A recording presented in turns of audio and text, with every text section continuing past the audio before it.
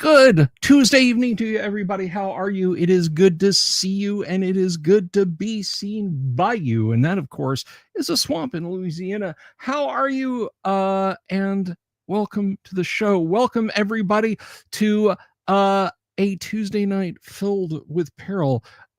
You might say it's fraught with peril, but we'll have to find out when we get there, won't we? I am glad you are all here. I, of course, am the one and only Bill Sylvie, aka the Dungeon Delver, coming to you live, loud and clear on the eve of the guac. That's right. Tomorrow at noon kicks off 5 days of virtual tabletop gaming. And if you're interested in finding out more about that, ping me. I will share that Discord channel with you. Thank you, Tracy Thompson. I am feeling better. I definitely I was not sit in front of a camera and carry on for 2 hours level last night, and I am tonight. I will not deny you guys. I have a bunch of gamers getting ready to hop in here and play some first edition AD&D. Now, maybe you don't know what I mean by play first edition AD&D because you're like, hey, you're sitting behind a camera. Is this one of those critical role kind of things where you just sit and play and everybody puts on silly voices and that sort of thing? The silly voices are optional, but let me tell you where we just fly right off those railroad tracks, okay? We are playing first edition Advanced Dungeons and Dragons. That's right, first edition AD&D. The dice decide what happens. We don't have script writing sessions. We don't have table reads. We don't have story arcs. We follow an adventure. These guys play it. And if there's a TPK tonight, there's a TPK tonight. In 5 minutes, we could be rolling up new characters 5 minutes after we start. It could just happen that way. And you guys will see the dice rolled. More to the point, let me tell you guys, if you have a question about how we play, maybe you've never played first edition AD&D. Maybe you played a long time ago. Maybe you're just learning to play. Maybe you're not going to play, but you're just kind of curious about why things are. I want you to do me a favor. And I want you to click over there, and I want you to type your question to me, whether you're watching us on X, whether you're watching us on YouTube. I want you to feel free to ask a question. And I will do my level best to answer it. If it's rules based and de rigueur, then I will do my level best to answer it. Hey, Kabuki Kid, how are you? Have a good set tonight, by the way. Sorry. But I want you to feel like, hey, I can ask a question. I can interact with these guys. It's not just passive entertainment. And the only other thing that I would ask of you is, if you haven't already, please do me a solid and click the subscribe button and click the bell icon for notifications, because then you can find out about all kinds of cool stuff that we do here on this channel, whether it is a newsy type video, whether it is an historical look at something classic TTRPG, and whether it is a look at something new, or we're interviewing a guest. Whatever we're doing, you can find out by subscribing. Thank you very much. It is always level best, because that way our dice roll evenly. I hope that answers your question, Michael. But anyway, so I am glad that you're all here, and I would really appreciate it if you would do that. We're waiting for one more of our players to stroll in, and as soon as he gets here, we will get going. I want to turn something on. I want to see if this is gonna be a cool thing. I'm turning on live comments right now. So we're going to see if those show up on the screen. So who's going to be the first live comment to show up on the screen? I wonder who will type something in and make it appear for the first ever live comment. Oh, there they are. Kabuki Kid with boo.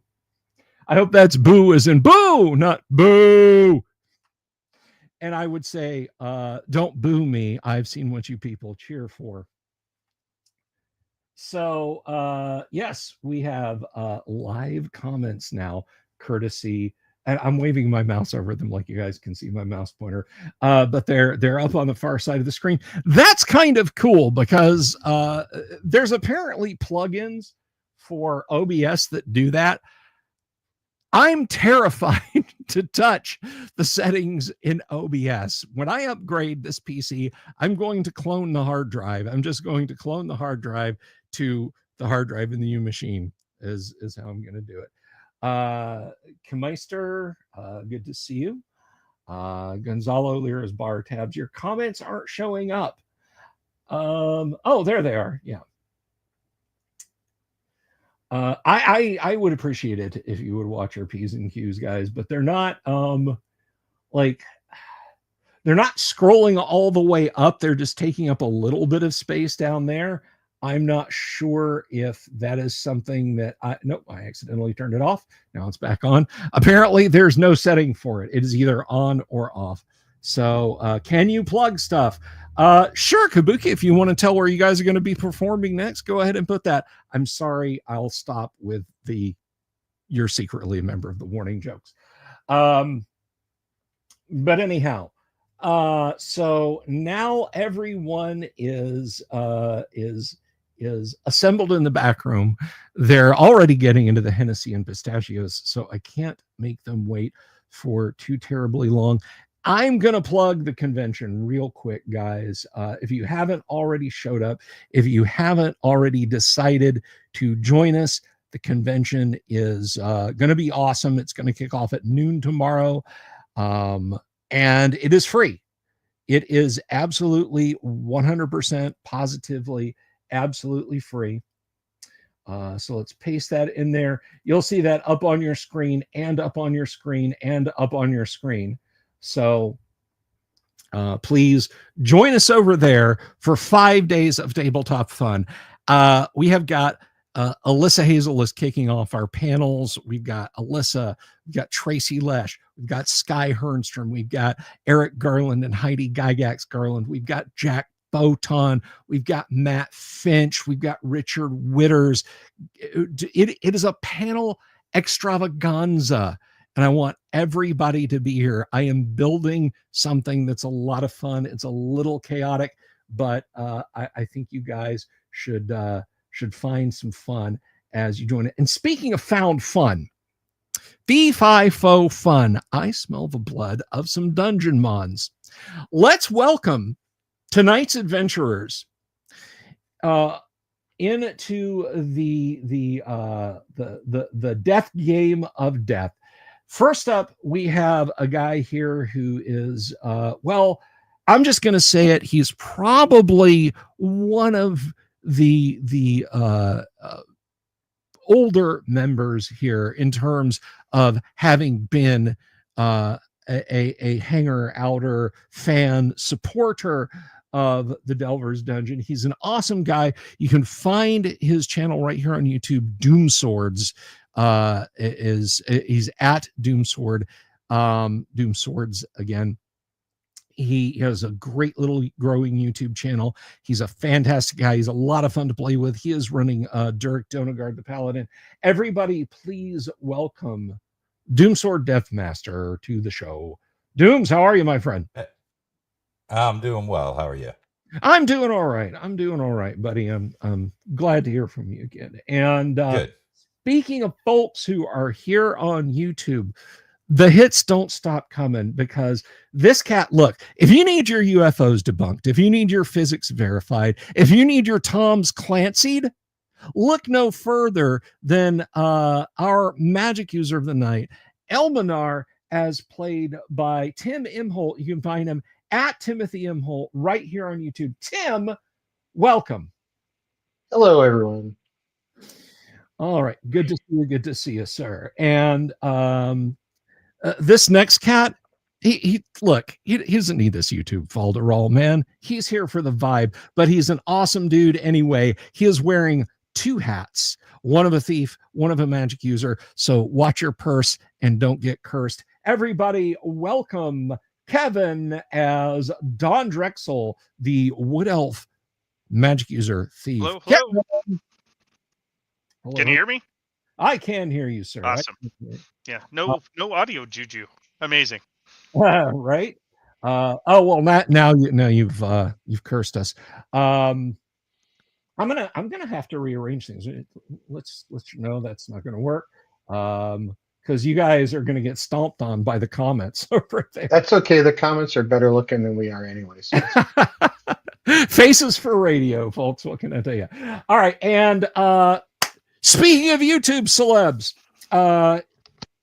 what would a party be without a holy man to guide them through the darkest of dungeons? And that's what we've got here. You can find tonight's cleric, and every Tuesday night's cleric for that matter, right here on YouTube. He is at D&Disability. He has a channel that covers the subjects of disability, the subjects of Dungeons and Dragons, history, and whatever else he wants to talk to, man. He's going to do what he wants to.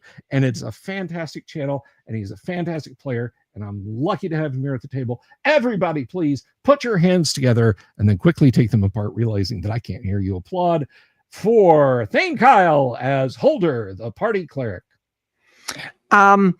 Bill, that's actually androgynous other, thank you. My cleric identifies oh my god.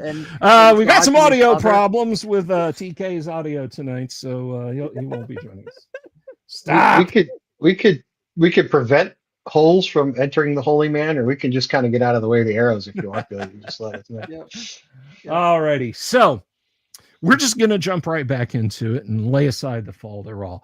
Last week, the party had broken into a scene so macabre, it seems to come from the very abyss itself.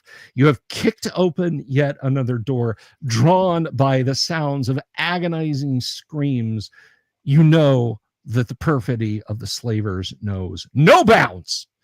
And so, opening this large pillared chamber, you see a group of goblins in the middle, stretched out on racks and other implements of torture, their unfortunate victims, as they laugh and cackle with glee. As soon as the door opens, a great chandelier begins to sway back and forth, hanging from the ceiling, spatters of hot wax dripping as it goes back and forth, to and fro, away from you and towards you, away from you and towards you. So let's go ahead and take a quick look at that on screen so everyone out there in TV land can get a gander. So the party is coming from... The party is coming from here into the room. Here are the goblins and their torture victims lying amongst them. Goblins in various stations around the room. As you can see, let's get our declarations, and we will start with Durek Donagard. You can practically hear Paul's teeth grit as he says, "This must not stand. This must not stand." So what is Durek doing? By Photis' light, I shall extinguish this darkness. I charge these red guys. All right, so you are charging. Paul is following up. So next up, Tim, what is Elminar doing? I'm going to cast a haste spell on my little dudes up there charging at the bad guys. All right, so you are dropping. Now, haste will... It should get the whole party, I think. Yeah, you can get the whole party if you want with haste. That is the plan, is to get the whole party and stay out of the way so I don't wind up becoming a pincushion, and let them turn everybody else into the pincushion. Okay. So Kevin, how about Don Drexel? All of the creatures I see are goblins. Yes. Okay. Even if you see kobolds on the screen, all that you see in the room is goblins. Okay. Well, kobolds even less concerning. Yeah, I'm gonna do some magic missile then, or as they would say, magic missile. Missile. Okay, magic missile. And last but not least, Holder is chanting, I believe. Yes. Da pacem domine. Okay. All righty. So that being said, hey, Doc Flamingo, thanks. If a goblin identifies as an ogre, if that goblin doesn't have a polymorph spell on him, he can identify. You know what? That brings up an interesting question, though. What about 4 goblins in a trench coat? Think about that. You didn't think about that, did you? You didn't think I'd be ready with an answer, did you, Doc Flamingo? I think 4 goblins in a trench coat equals an exceptionally tall orc.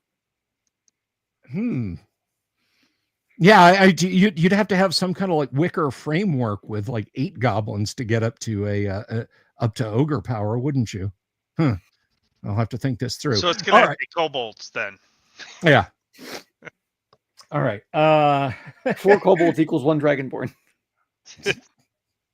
All right. Fuss road don't, please. All right. So party has done what they're going to like to do.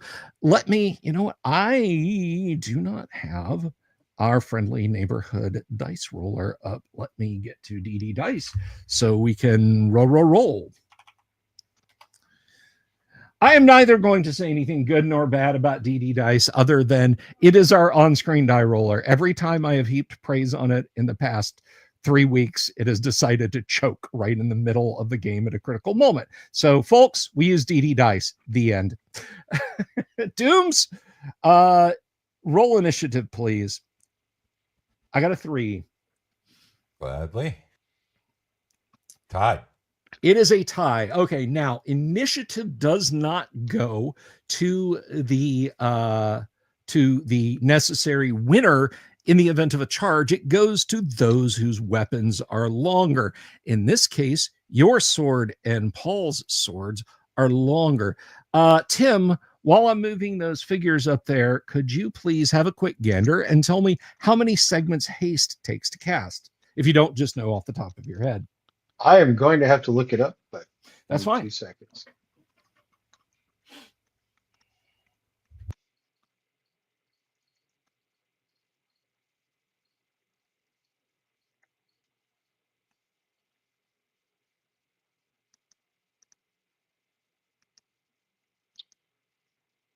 Three segments.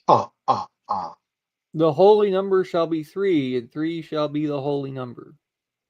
I was trying to be the Count Von Count, but yes, which is the only count that counts. He does. He counts a lot. He doesn't count. Yes, he does. I assure you. I assure you he does. That's one of my favorite uncard Magic the Gathering cards. Is Baron Von Count. I didn't even know that was one card. You have to play cards in sequentially increasing order, but if you get from like 1 all the way up to 9, you just win the game as far as like mana cost goes. Oh, okay. It's a really quirky card. It's actually an uncard I kind of wish was a real card.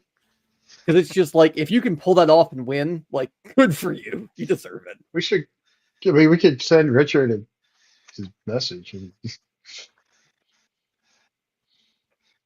If you have that kind of sway, I applaud that. Well, there's going to be a guy on the panel that used to do Magic the Gathering cards, right? So, Richard Witters, you can bring it up at Guac.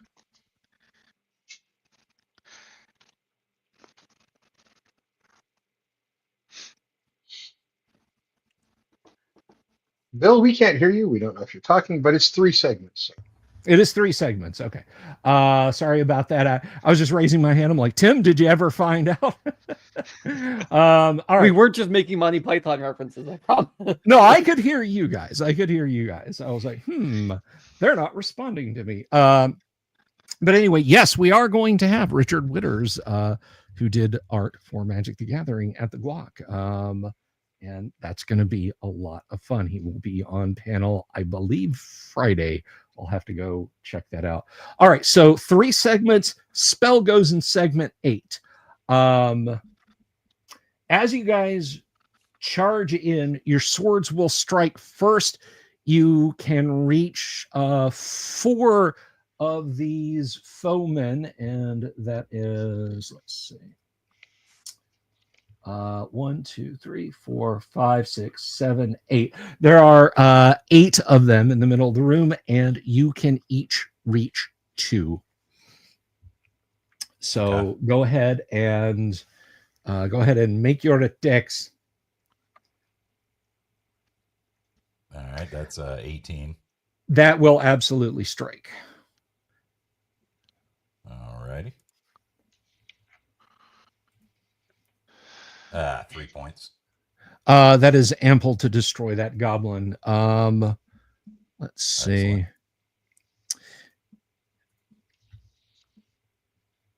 I mean, you can go ahead and make your second attack if you want. Oh, Paul misses with both of his. Goblins duck under him as he's trying to slice him. Oh, 19. 19. Both of yours hit. So 7. Okay. You have Paul is close enough to you. I mean, you're high enough level. You can strike at the other 2 if you want as well. Oh, okay. Cool. May as well. Oops. Let me clear these. Yeah, and I have to say, Richard is a treasure on social media. That's AC 7. Let's see. That is going to be close. Go ahead and roll your next one while I look that one up. Very well. Nice. That did, yeah. Yeah. So class -6, and you miss. It just so happens that goblin is wearing Vorpal plate mail and a Vorpal shield, so he is -7. Sorry. For all the good that it'll do him. People might laugh, but sometimes you'd get, I mean, you know, when we were 10, 12 years old, we get petulant and do stuff like that. So let's see. Just 10, 12, not 42, 43. No, never 42, 43. All right, let's see. But it's the answer to life, the universe, and everything. The goblins. AC. So you hit AC 7 with that one roll? Yes, sir. That will just miss. He ducks under it. And Paul, being higher level, he actually gets multiple attacks as well, but there are only 4 goblins in range. He might get him on the backhand with one of these. Yes, one of those 11s with his strength bonus will get, and I shouldn't have to. Yeah, no, he obliterates yet another one. All right, so that happens. Kevin, roll your magic missiles. All right, I summoned 4 explosion dogs. Wait. All right, and they're going to go to 3 different targets, right? All right. So they're separate. So I guess I need to roll them separate. Yes. 3. All right. 4. That's 1 dead. And 2. All right, 3, 4, and 2. You killed another one. There are 3 goblins remaining. So let's see. However, you are getting attacked by a couple of goblins each. This is on Durek. They're at significant negatives because of Durek's brought from evil. And Paul. And the chant. Yes, can't forget the chant. All right, so their weapons clatter uselessly off of you as you scythe into them. There is one in the back who is pulling on a rope, and his pulls on the rope are corresponding with the swinging. You feel the power of the haste spell take you all, and he swings a cleaver and cuts the rope in his hands. So let's see.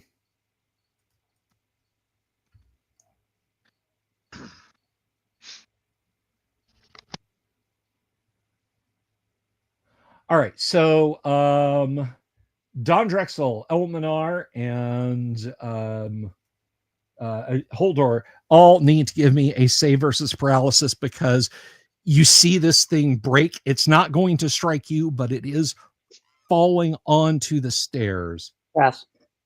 That's a pass. Tim, save versus paralysis, please. Do we get a mod for the chant? Yes, you will get all bonuses. Tim makes it. Michael Jackson just moonwalk my way backwards. All right, so you all make it. The candelier smashes onto the stairs before you. Several of its candles falling into the trough-like structures to your left and right, along with the metal of the thing, splashing the entire stair area with oil.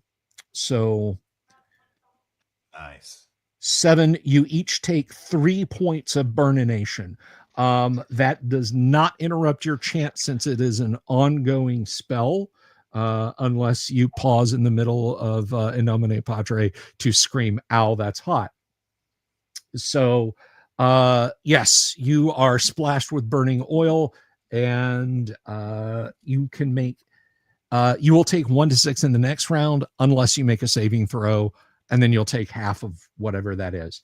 So there's flames, but worse, the room, other than the fires burning directly in front of you guys, kind of washing out your vision, the room is plunged into near darkness. There's just a little bit of glow from braziers and guttering torches on the walls. So start the new round. Tim, what is Elminar doing, having taken 3 points of damage? I am going to stay out of the way as much as possible. All right.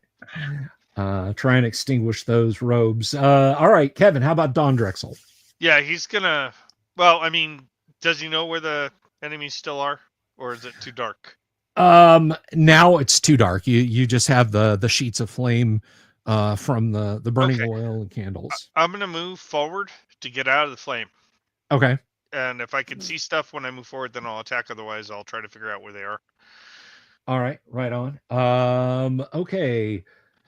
And I think that's everyone. I'll leave the 1 to 6. It'll be fine. So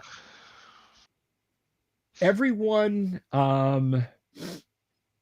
down on the floor, I say everyone, you guys will fight, but you will fight at -2 because of the very, very dim light.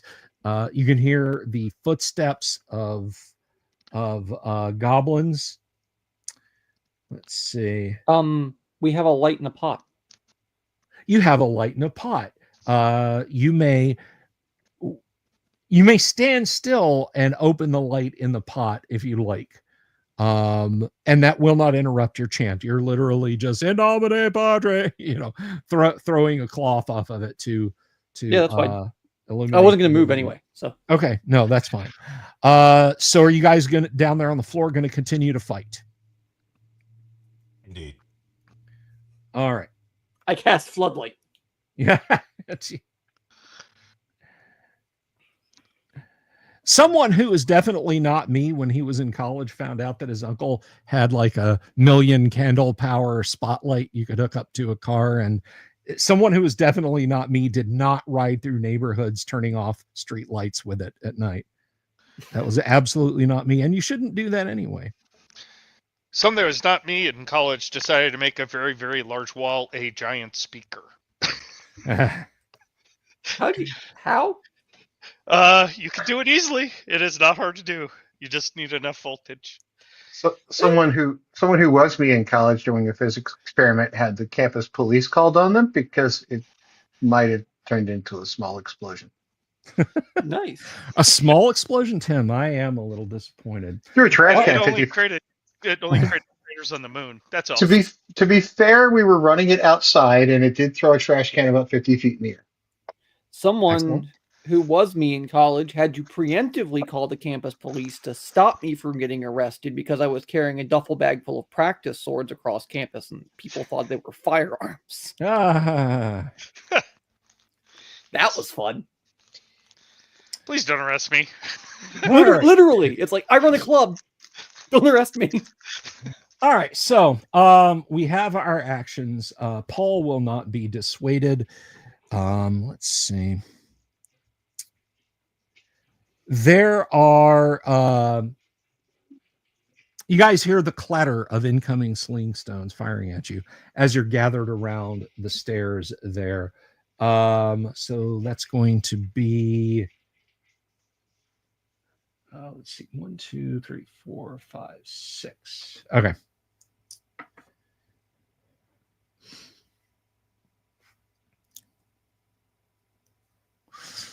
All right. So I think I know what everybody's going to be doing. Let's go ahead and roll initiative if we could. And I think, Tim, it is your turn. D6, please. Light them up. I got a 5. Another initiative tie. Missile fire will go first. So let's see.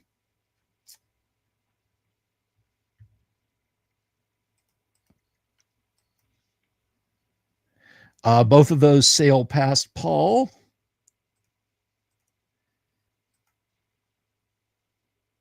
Ooh, that 18. He's going to be at -3 because of chant and protection from evil. By the way, you guys are hasted now. Everyone is hasted. Yes.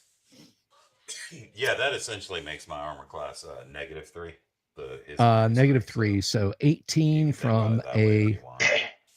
Yeah, I'm not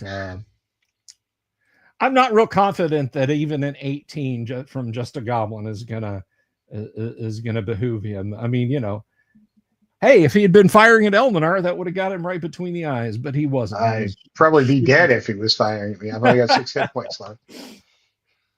And the thing is chant and haste is just and protection from evil. That's just about the best combo that a fighter or fighter subclass is really ever going to get. Yeah, that sails right over your head. That misses. So, and there are still others around the room. Oh yes. Speaking of hit points, The 1 to 6. Yep. the second one. Everybody, give me another saving throw. To save for half against the final guttering rush of flames. Es suficiente. So it takes 2. No es suficiente. Tim takes 5 points of damage. Everybody else takes 2 points of damage. Okay, I'm down to 1 hit point of damage. So if there's like, you know, a cleric somewhere.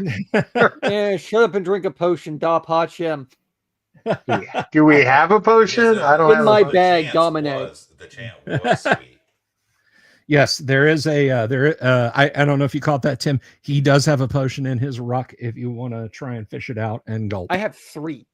So Oh, I what do I roll because I need hit points back? Nothing. See, That's just what you're doing in this round because you were standing there on fire, on beautiful fire, as Bob Ross might put it. The healing to the cleric. See, that's proper strategy. There you go. I just so everybody's aware, those 3 Cure Light Wounds potions are because I opted to not start with a +1 mace.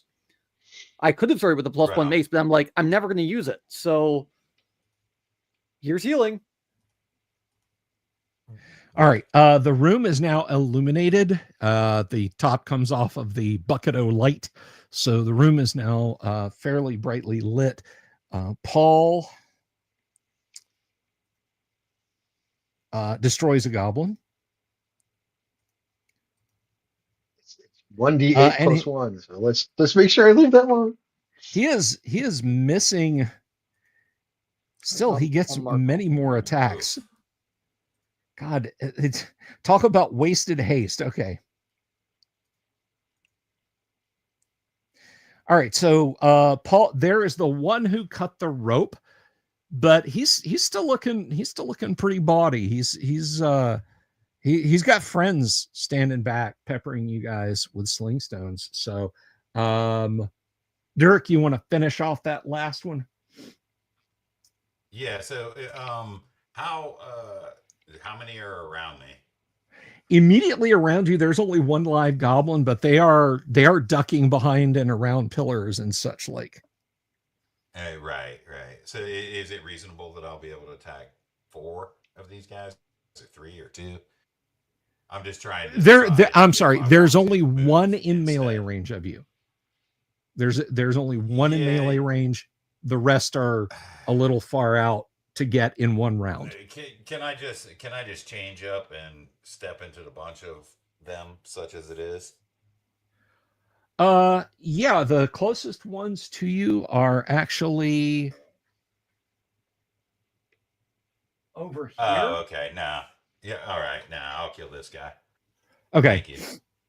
You're welcome. I will remove those miniatures to remove confusion in the next round. So go ahead and make your attack. You are hasted, so it is many attacks. Right. Basically, it's your hit dice times 2 against this goblin. So first one's a miss. Oh, yeah, that's a miss anyway, but I missed out. Essentially, that -2 for dim light, for anybody wondering, takes away my effective bonuses. No, that -2 is no longer in effect because the room is brightly lit. The 11 hits him, and okay. I dare you to not slay that remaining goblin this round. Don't dare me. Don't dare me. Oh, well, you didn't. You didn't. So all the goblins in the center of the room are dead. The ones along the edges are just continuing to fight. So that was 8. Yeah, so there's 8 more in the room. Let's see.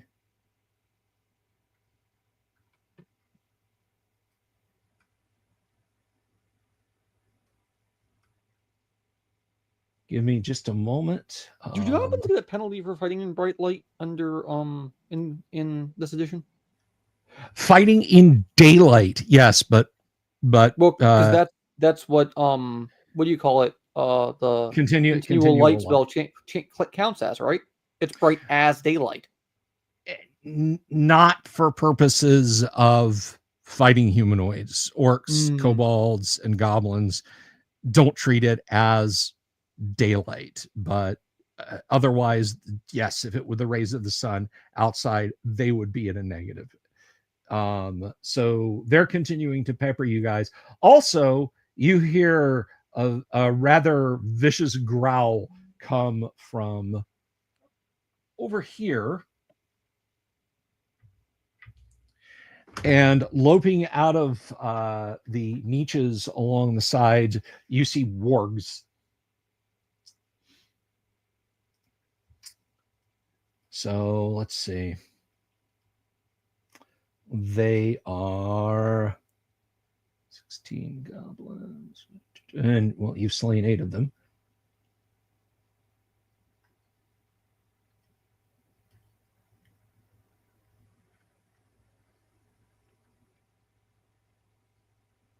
Come on. I hate navigating around PDFs sometimes. It's just like, let me just scroll down once. Oh, hey, you wanted to see the other page. Here it is. Yeah. All right.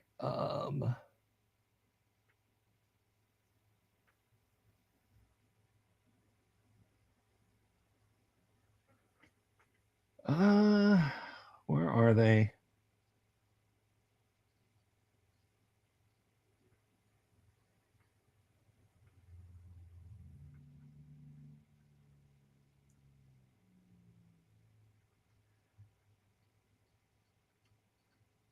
Hang on, I'm gonna have to look at the map.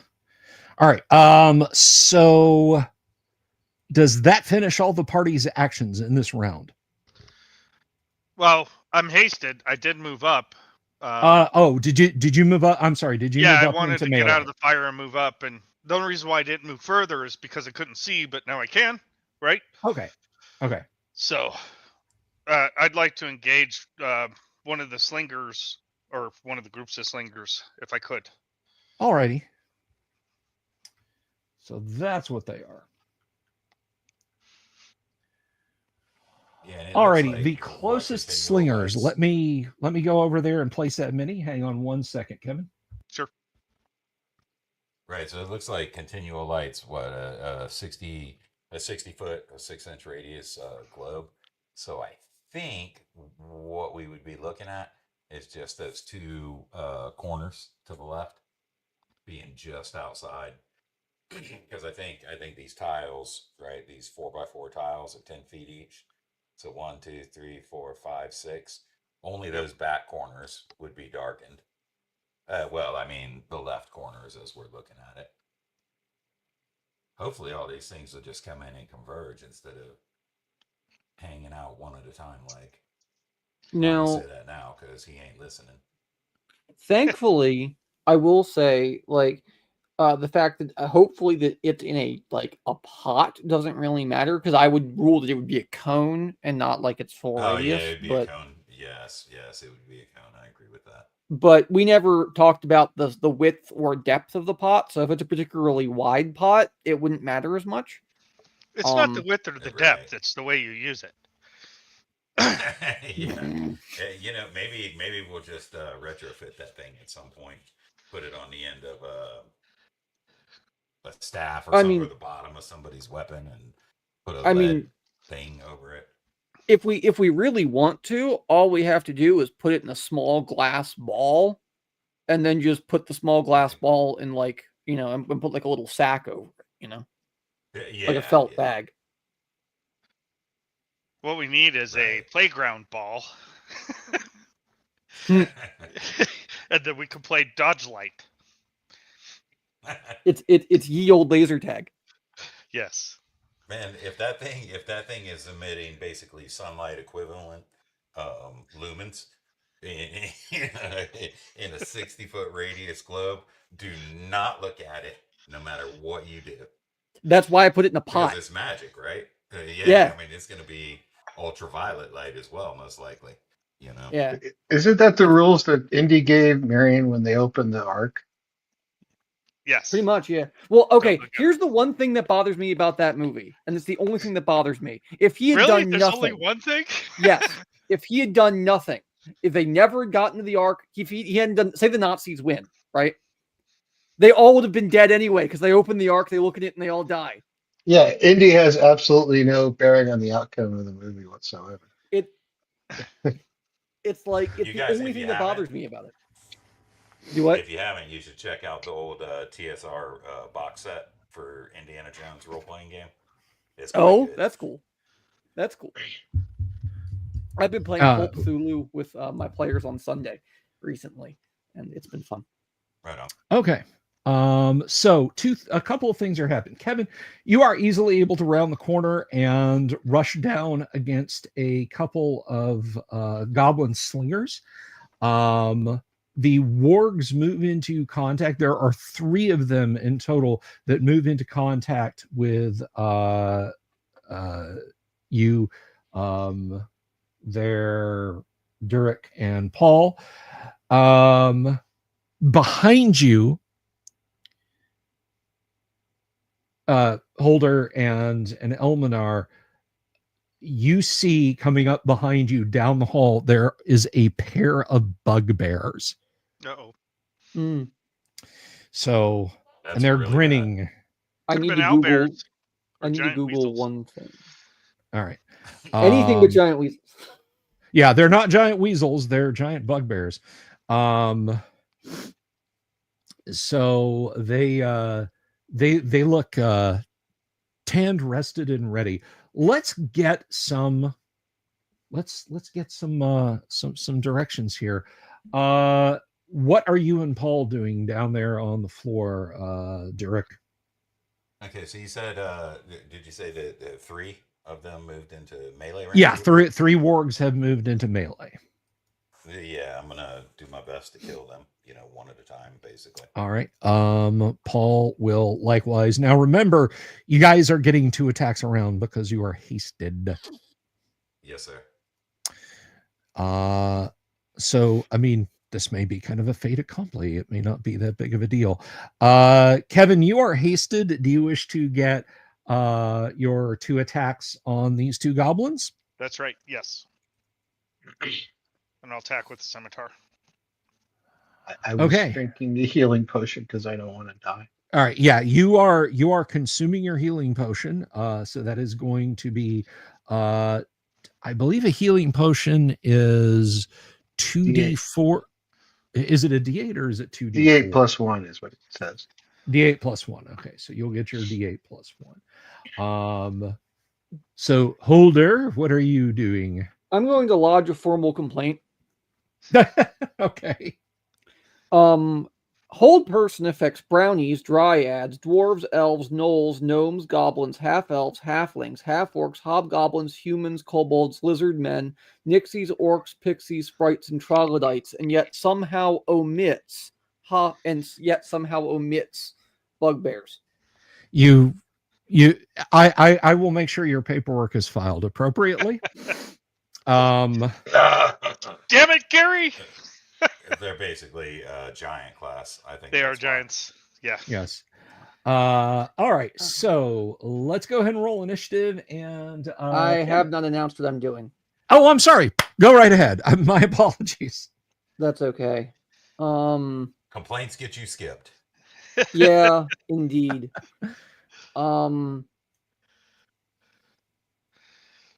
Cursing loudly, and I will stop my prayer, I guess, or I will stop my chanting and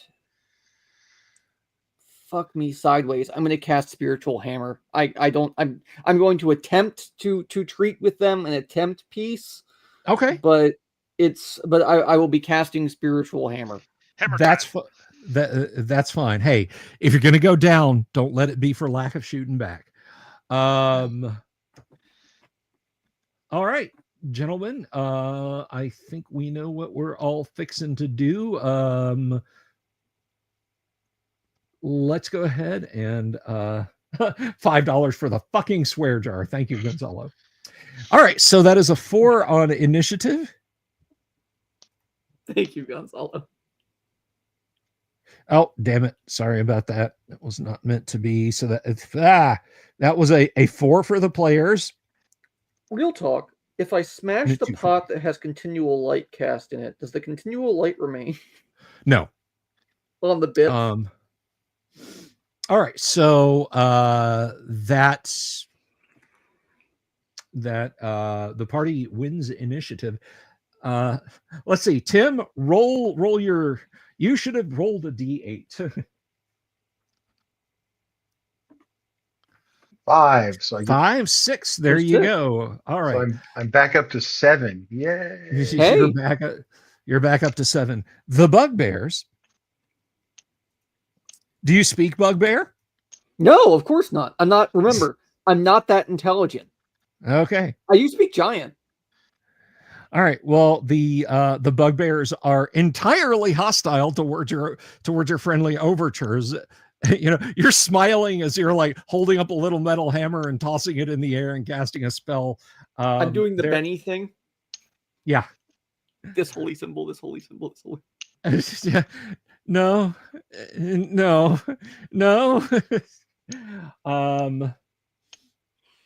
I thought for a moment you were going to do the John Turturro thing from Miller's Crossing. Look into your heart. All right, down on the sales floor, selling it. Kevin, go ahead and make your attacks, please, against the goblins. Okay. This is Gonzalo. Brutal but fair, Gonzalo. Anyone who tries to talk to bugbears should be abandoned to their fate. +3. It's a tough. I'm sorry. Yeah. First attack is failure. Why is it rolling 2 dice? I don't know. Try that again. Yeah, we don't have advantage dice in this edition. Yeah, I don't want. Oh, great. Yeah. Okay. So Dooms, go ahead and do your thing. I'm assuming chant is now not in effect, right? No, it is not. Sorry, guys. It's all right. Hey, 21. That is a hit, and these are large creatures. So Excellent. This will be 10 points of damage. wow, you drive your sword into this one, and it howls and thrashes. You have done it a grievous wound. Go ahead and make your second attack. That's a miss. Less so with that one, yeah. Paul swings at his Come on, Paul. and hits it twice.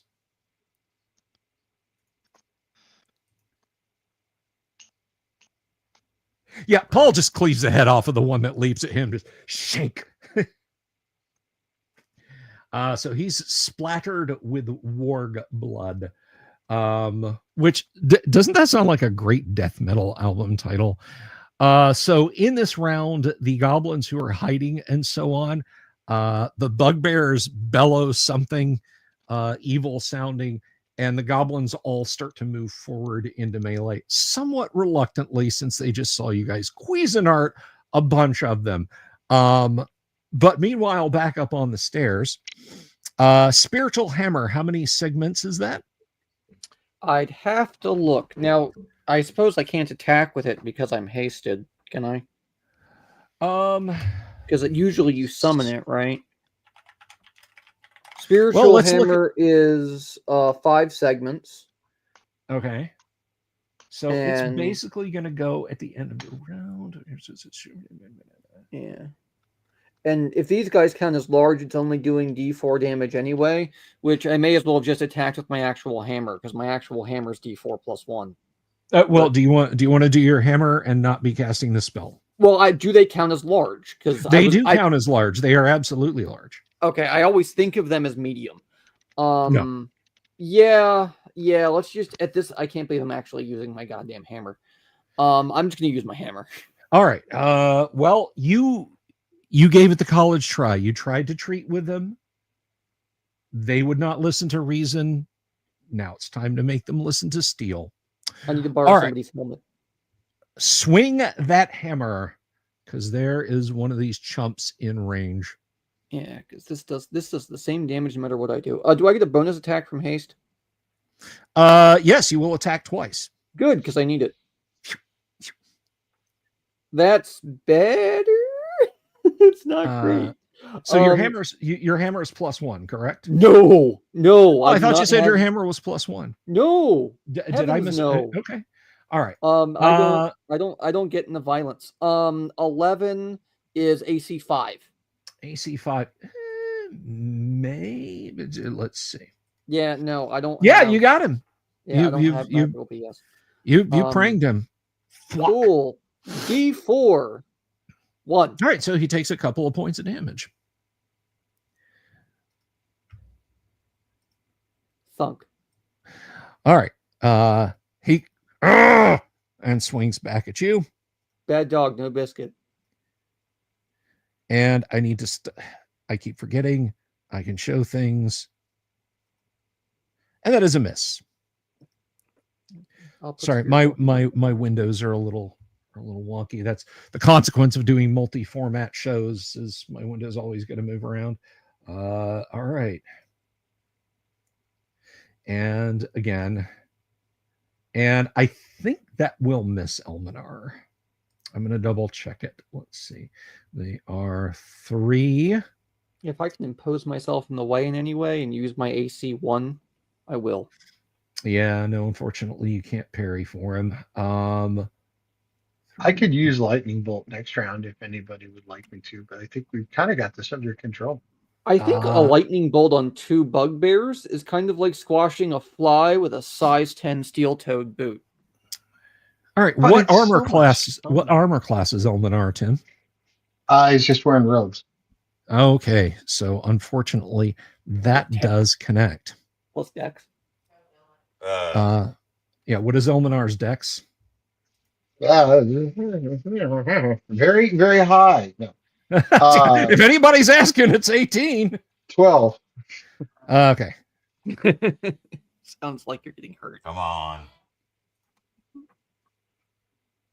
God dang it. And they're rolling. Please tell me it's a 2. It is not. It is a 6. Well, Well, he's alive. You're not dead. alive. I still have 1 hit point left. You still have 1, and that's all you need. Okay. I'm gonna use another potion. Yeah. All right. Yeah, You're she's out in my bag, and I've only got 2. I've only got 2 left. grabbing another potion if you want. So getting it in is going to be your action in the next round, because drinking it was your action in this round. So, all right. Goblins have closed in. Let me let me move those back up. Hang on 1 second while we figure out what to do next. Hold on. Elminor, why don't you just retreat? Like, What just happens get when I out try of the to line of get fire. Yeah, okay. They're just gonna follow him. That would be the problem. Yeah. Well, I'm hoping somebody can either A, intercept them, or B, I can put myself in the way. Just kill them! Kill them all! You know. Do you have a web left? I do. Why not just use a web? Drinking a potion? 3-segment casting time. But you're not drinking a potion. You have to get the potion out, and then next round you have to drink it. I can stop melee, and that's 2 rounds, right? I can stop meleeing and heal you, but it's not going to save you because that doesn't go off until the end of the round. Yeah, I could do that. So just instead of panicking, either retreat or freeze them. Yeah, well, you cast that web, that's a 3-segment spell, which means there's going to be damn near half of the round of actionable segments where your spell can get interrupted, and it probably will. Yeah. I mean, do we have a better solution, Derek? What happened while I stepped away? Is there new shit? The magic user's down to 1 hit point. I'm facing, and he's facing a pair of bugbears. We're trying to talk him into just trying to retreat, but then the bugbear's just going to follow. Ideally, I'd like to close and try and hold that passageway just by myself, but I need some support over here, because otherwise the caster's going to die. Okay, so Bill, does Don Drexel know that those bugbears are there? No, you're down around the corner. Now, I will point out, even though the terrain piece is not out there, there is a door at the top of the stairs. So there's a door you can retreat through and try and close in lieu of dealing with the bugbears. So, or I can cast my web spell and deal with it another way. You can absolutely cast a web spell. Well, let's do that. All right, so you're gonna bravely attempt to cast Overboard asks, do I sell my Dwarven Forge? I say no. I say keep it. Dwarven Forge is a great addition to a table. And with just the use of black felt cloths, as we do here at the Delver's Dungeon, and when I do when I'm hosting games elsewhere, or even here at the house, the black cloths are the key. They hide the dungeon and build a sense of mystery. That's my 2 cents, Overboard, but your mileage may vary. All right, so Tim is casting web. Holder is holding the door.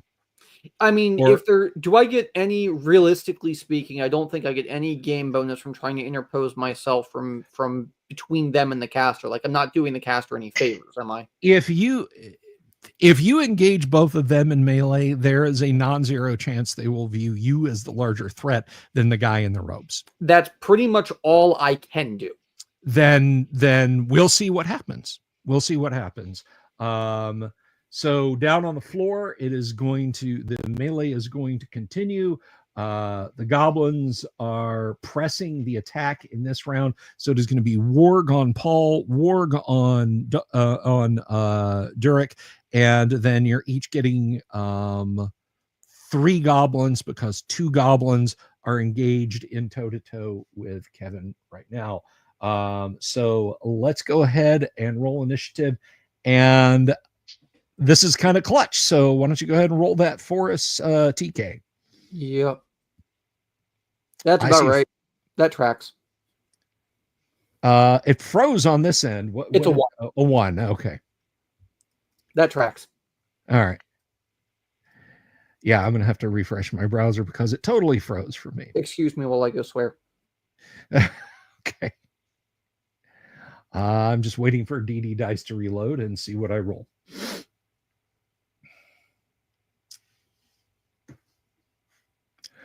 While we're waiting on that, if you guys have any, let's see. You guys have any questions? Now might be the chance. Now might be the time to ask. I'm going to have to reload the DD dice page entirely. I'm going to sit and pack a pole of black pipe. Pack a pipe of Captain Black. All right. Can you say that 10 times real fast? Pack a pipe of Captain Black. There you go. There you go. All right. Don't smoke, kids. It gives you cancer. All right. So a 2. We are going to do warg and warg. So first one is on Durek. That will actually miss. Second one is on Paul. And that will miss. You're each getting attacked by 3 goblins. So we're going to do 1, 2, 3 purple on Durek and 1, 2, 3 black on Paul. I spy with my little eye Bupkiss. Absolutely Bupkiss. And here's a couple going to our thiefly thief. What is your armor class, sir? I am AC1. AC1. The 16 might have gotten you. Let's see. Up to 16. No. Nope. Nobody. Nope. All right. Over here.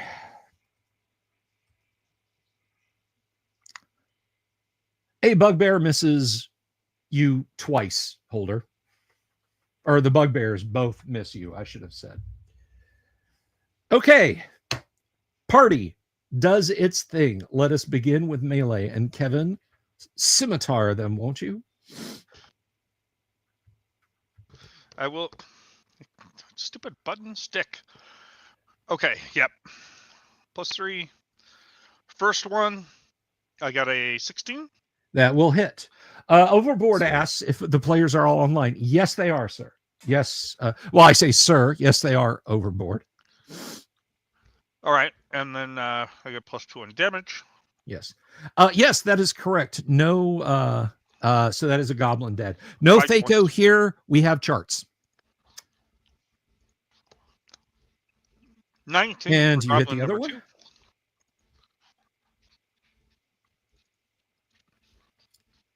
And 8 points of damage to that man. Sweet. All right. They are both dead. Durek, do that thing. Are you attacking the warg? Like how are you dividing your attacks? Are you gonna like save 2 attacks for the warg, or what exactly is happening?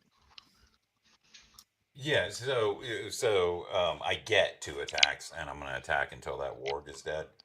If he dies after the first attack and I can attack a goblin, I would do that. If I can't, okay, yeah, no, that's absolutely okay. So go ahead and make your first attack. Nice. First attack will miss. Your second attack will hit. 0. Yes. All right. And you had done him grievous damage before. Right. With bonuses, that before. finishes him off. Thomas Smith has a question in chat for you fine folks. Anyone who's staring at the chat there, you may feel free to engage with Thomas. So here we go. Here's Paul. He misses that warg both times. It's got an iron collar that just happens to turn his sword. Clang, clang. All right, so that is the end of the round, save for a fortuitous casting of web. The bugbears. Lefty, righty. Neither one of them saves. They are now trapped. Phew! You go full Spider-Man on them, and they are now stuck at the end of the hall. All right. It's a new round. The goblins have done their worst. You have taken a grievous wound, Elminar, but you still stand. Bill. Yes. Do I get my 2 attacks? Yes. Go ahead and make your 2 attacks, please. I keep getting skipped. Okay. Let's see. No. And 12 hits. We already established that. Yes. So 2 points for all the good it does. All right. So crack, crack. You give them a couple of good harsh smashes. The bugbears are bellowing in rage. Meanwhile, down on the killing floor, there is still stuff to be done. I'm going to give you guys in our audience a slightly better slightly better point of view. Pardon me for just a moment.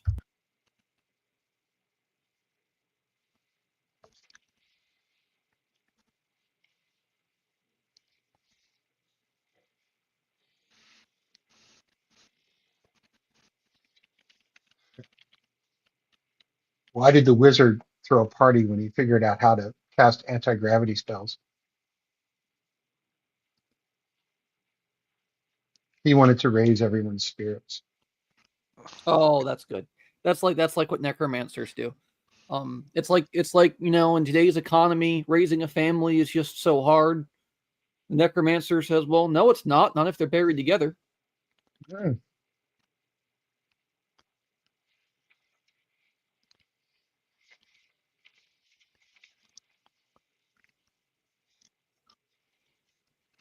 I tried dating a necromancer once, but his heart wasn't in it.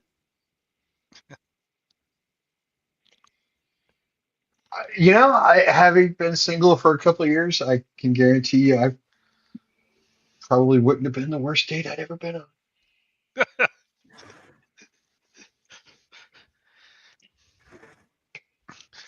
We visited the graveyard. They raised some undead. We went back to Chili's. Still wasn't so bad. Exactly. I mean, at least he had a spare shoulder to cry on, All right. So maybe 3. All right, so Elminar, you have successfully webbed the 2 bugbears.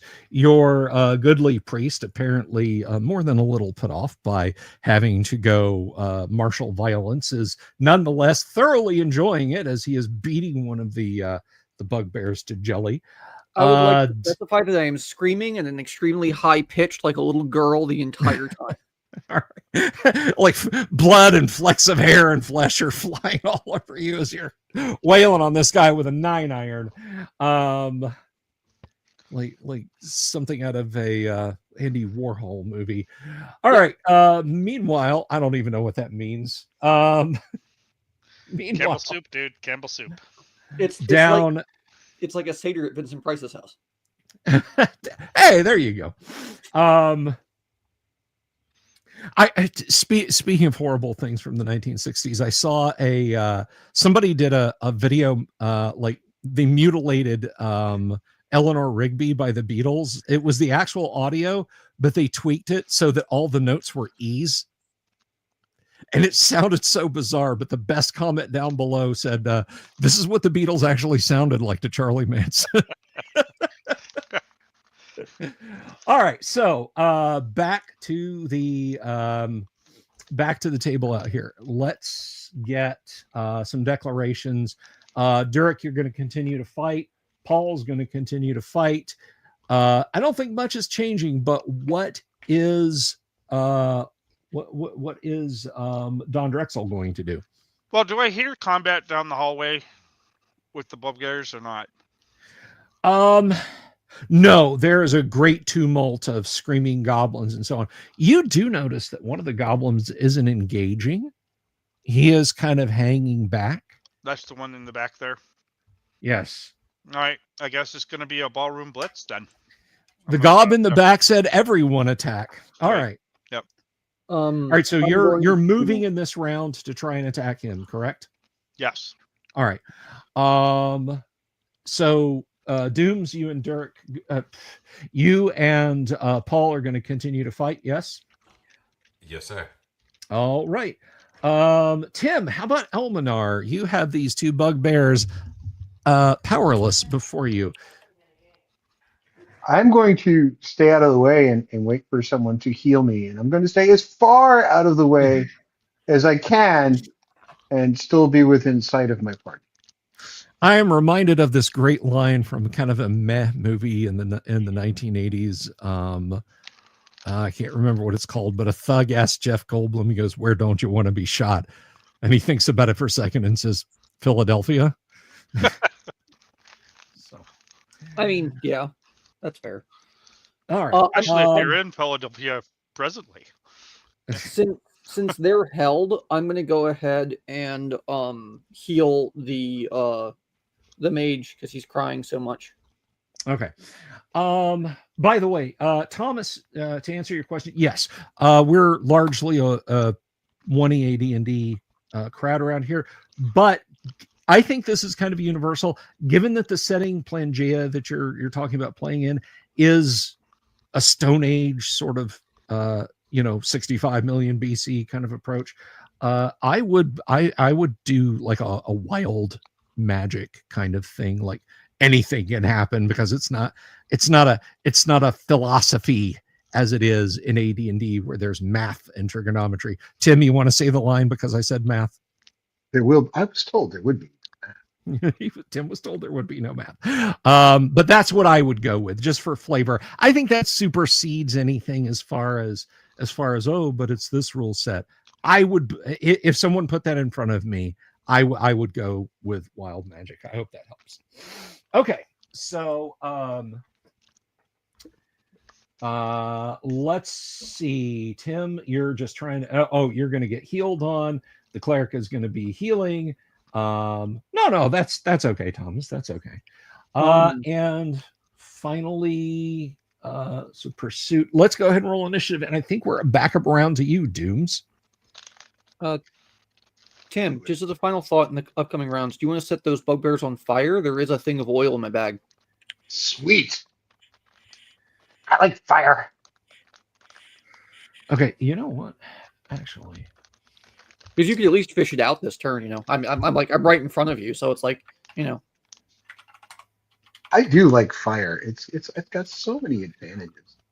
All magic users come back to fire. All of them eventually come back to setting things on fire. Whether it's a first level magic user throwing flasks of oil or a 10th level magic user casting a nuclear holocaust with fireball. What makes you think it's only when I'm a magic user that I'm interested? Nothing at all, Tim. Absolutely nothing. I was just indicating that for magic users. You'd be amazed at how many problems in D&D can be solved with a swift application of fire. Oh, absolutely. A guy that worked in the missile defense industry that said there's not a problem on planet Earth you can't solve with the proper use of high explosive. There you go. And if it doesn't solve it, you're not using enough high explosives. Okay, so 3 rounds plus 1 round per level. Tim, you're hasting, so 8 rounds. You guys have got 3 rounds of haste left. That goblin is turning and running towards an Iron Maiden, Kevin. He covers the distance and spends this round dragging it open, and you close with him as he is ducking into it. And you can see it open. There is actually a passage behind it. Of course there is. That jerk. All right. I don't know of a single instance where an Iron Maiden was ever historically used. As far as I'm aware, they're entirely a Victorian invention. Fun fact. I thought they were a new wave of British heavy metal invention from like 1975, but what do I know? I mean, that's true. Okay, so Tim is getting healed. You are doing the healing. Dooms, make your attacks. Is it one on the warg and then others on goblins, or what's happening? Yeah, that would be the plan. So what would that mean? Basically, since haste, I guess, is still going, I attack the warg. That leaves me with one attack, and say I kill one attack that gets split out over multiple hit dice. So right. That's right, Kabuki. That will miss the warg. So you swing at the warg on your way to pivot to attack the goblins.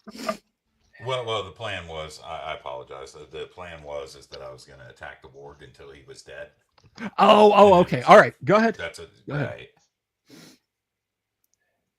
AC 7.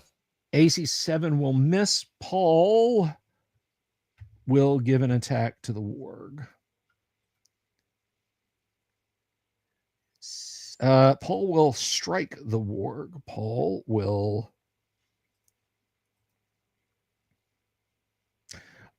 will badly injure the warg, and he will then split his remaining attacks against the goblins. I've had it with you! And he slays all three of them. So there are now 3 goblins, 1 warg. Kevin, you have spent this round closing up on this goblin who is pulling himself into the false Iron Maiden, which I guess would be Wolf Mother, but no, they're the false Led Zeppelin. Sorry. Hang on a second and I'll rearrange the board a bit. Now, the question is Bill letting us errata that you're pulling out oil? Jim?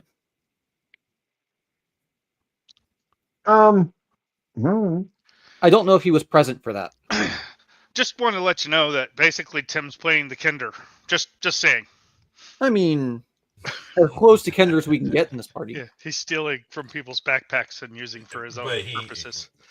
He chose to steal them, rather than being inevitably pushed. I can through some subconscious.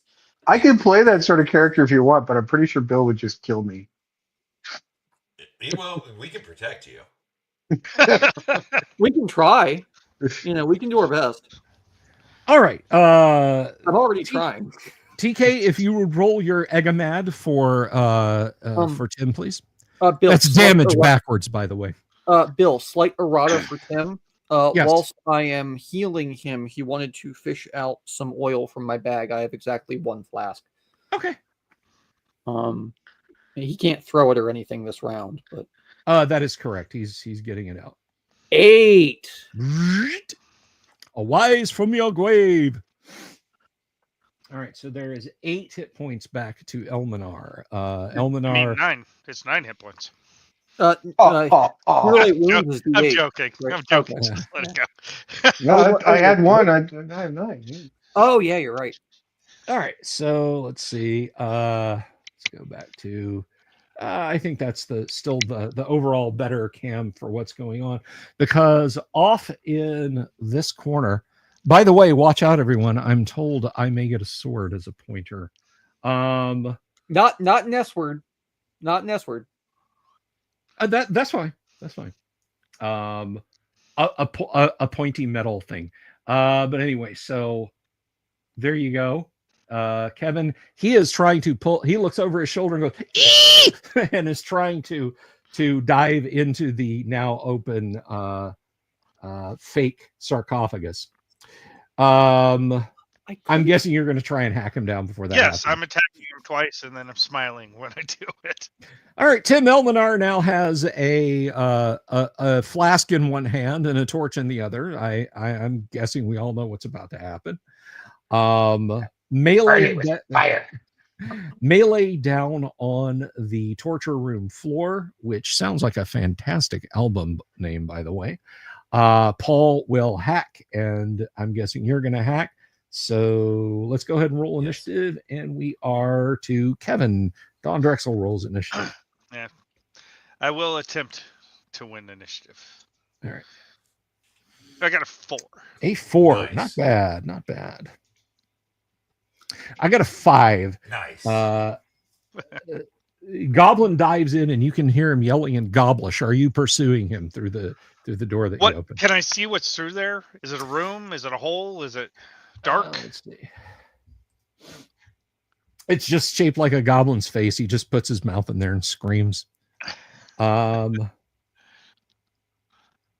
see.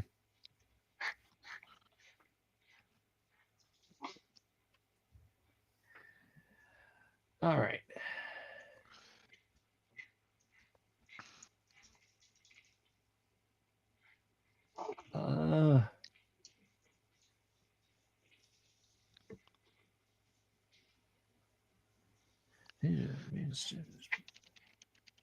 I don't suppose I can attack after the webs burn. Yes. Why couldn't you? Okay. Well, I didn't know about how long the webs would take to burn. You've seen them before. They go up with a quickness. Okay. So then, yeah, when they're still alive, I can make 2 melee attacks on them then. That would be nice. Okay. Yeah, because this is the second to last round of haste. I gotta look at the map, and I don't think it's gonna kill them. Well, they're not gonna like it, I'll tell you that much.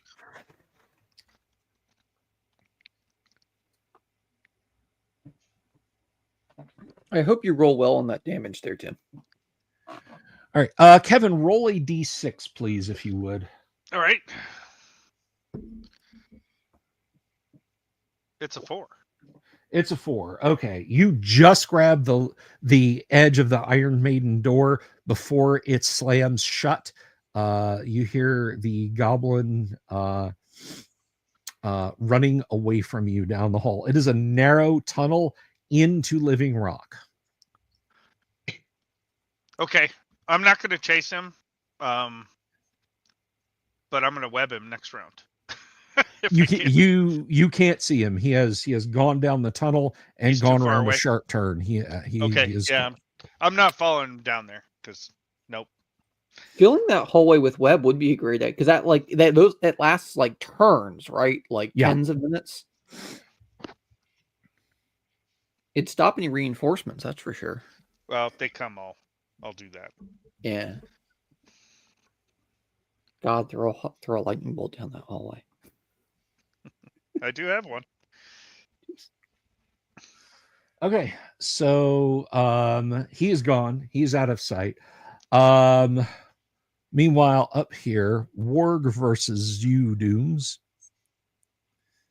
That will hit you. And that will inflict a walloping 2d4 damage as it bites you. That is 3 points of damage. Paul swings at the warg and hits it. The warg expires. Dooms, do your thing. Alrighty.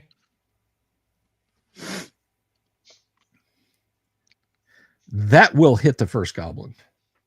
And again, I think you will probably kill him, but yes.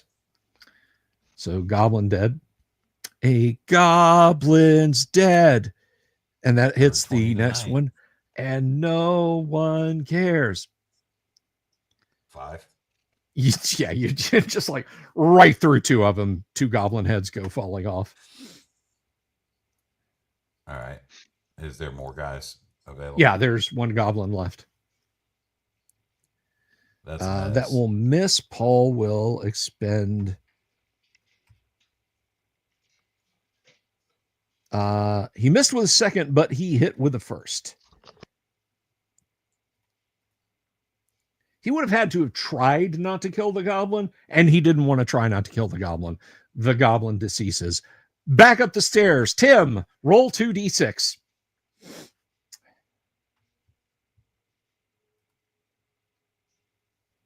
A 3 and a 2. A 3 and a 2. That is a 5. Okay.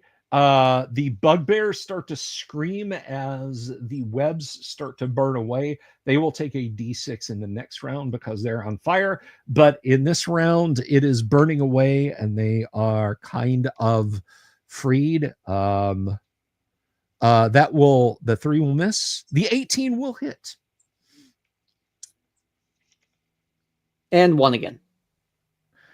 Okay, so they're you ever been to a traditional Russian restaurant and they got the carpet on the wall?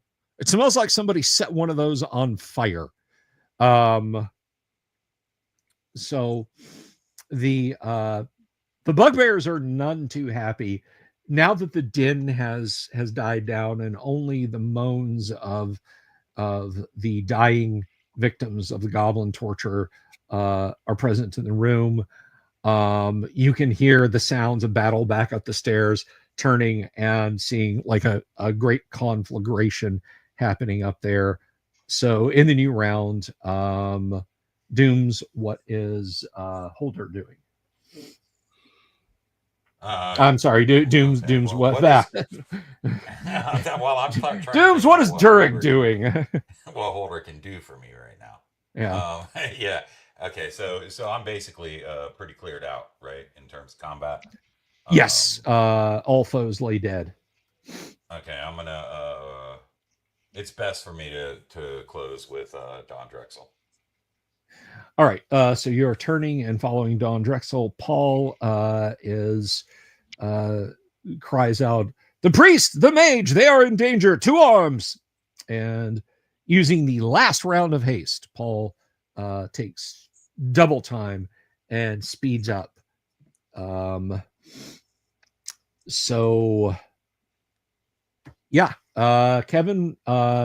is Don Drexel is just standing there holding the Iron Maiden open.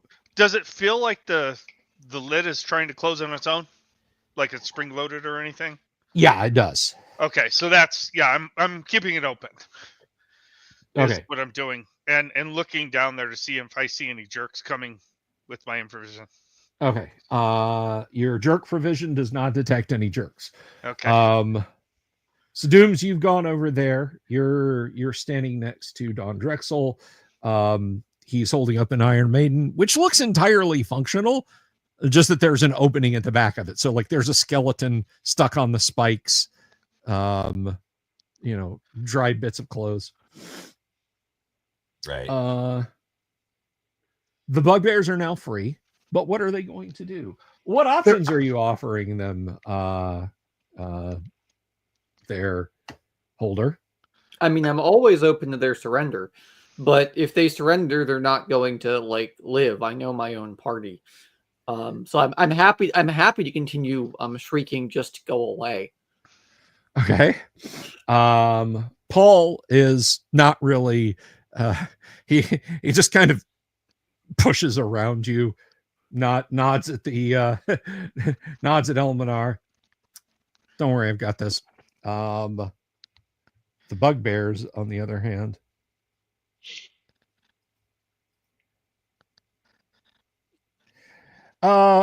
actually, even with penalties, the bugbears are staying in the fight. Tim, what is Elminar doing? You had set them on fire. They are no longer on fire.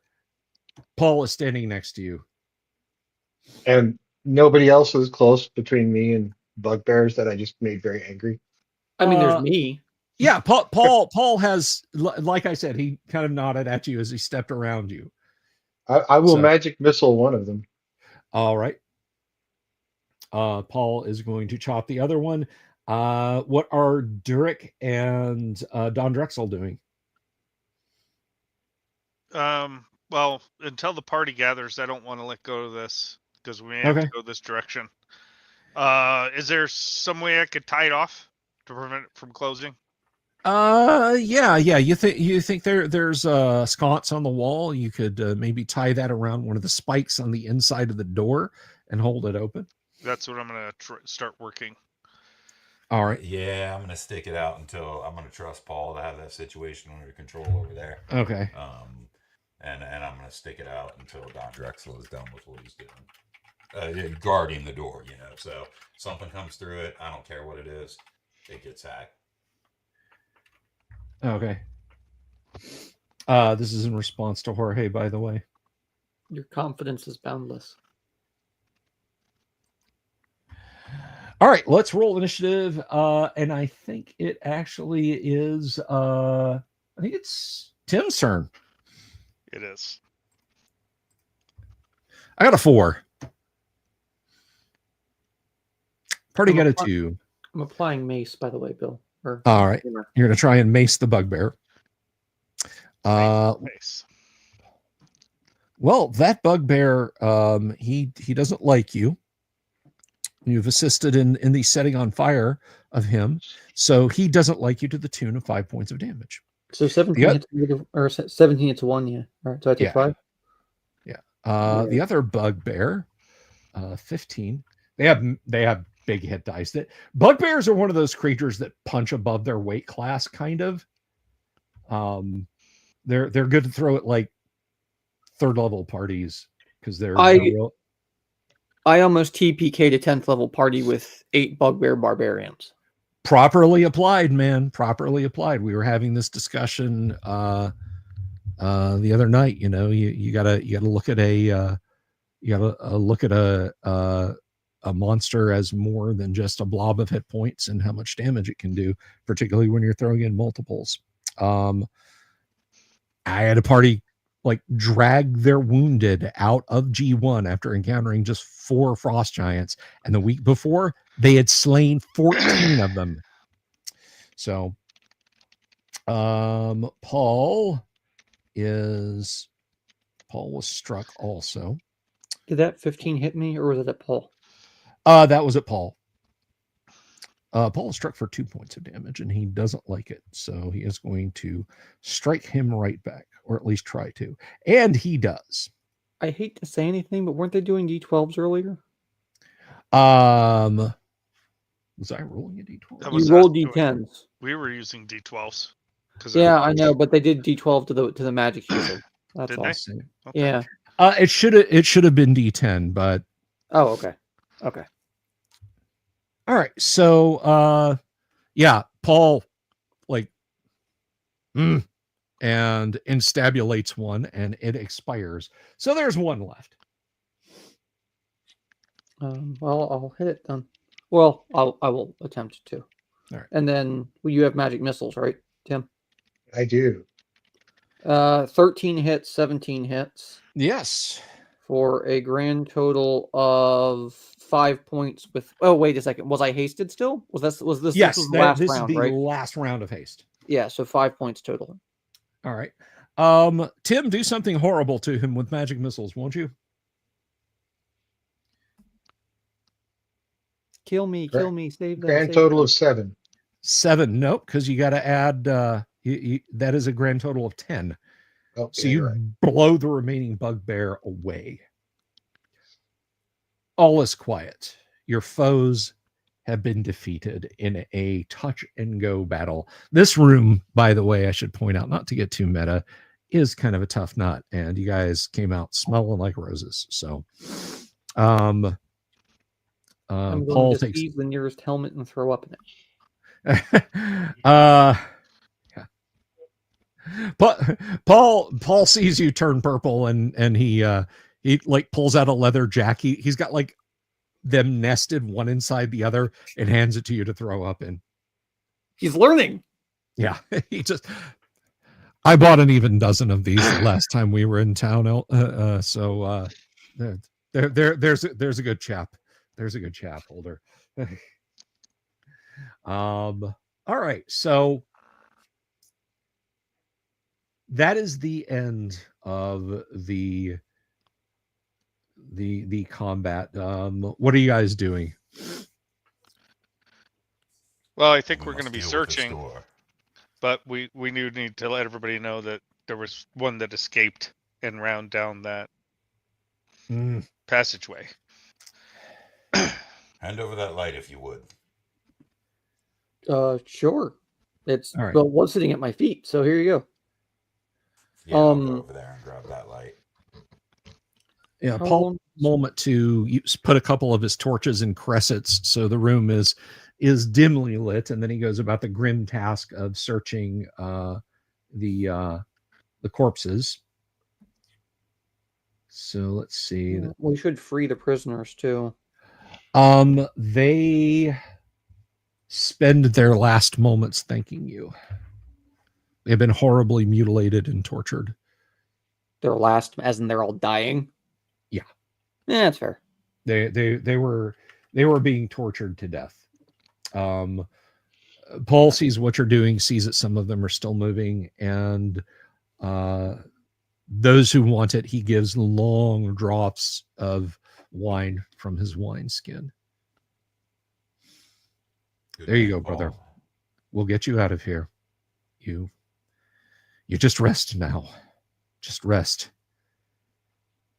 You will see the sun again, my friend. Mm-hmm.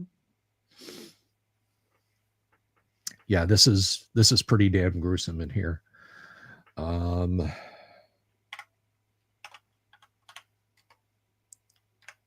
So after they decease, Paul then goes back to the grim business. Collects a total of 90 silver from the bodies of the goblins. And from the bugbears, in one of them has a leather pouch with 60 gold pieces and a bone scroll case. Can we determine what's in the bone scroll case? Well, I mean, you'd have to take the stopper off. Yeah. It was 90 silver and what beyond the bone scroll case? I've already put them on the loot list.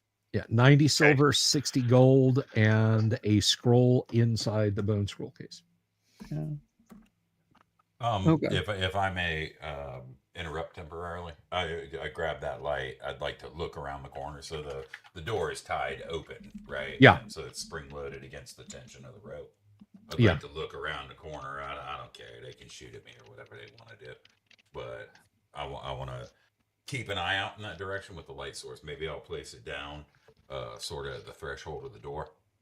Okay, poke so my head around, keep my shield up in front of me, wedging your way around the corridor. This reminds you distressingly of the some of the natural tunnels in the slave pits of the Undercity. But you come around 5-foot deals and stuff. Yeah. Sorry. 5 foot. It is tall enough that a bugbear could walk down it. Let me take a look at the map and give you an idea of how far down that is.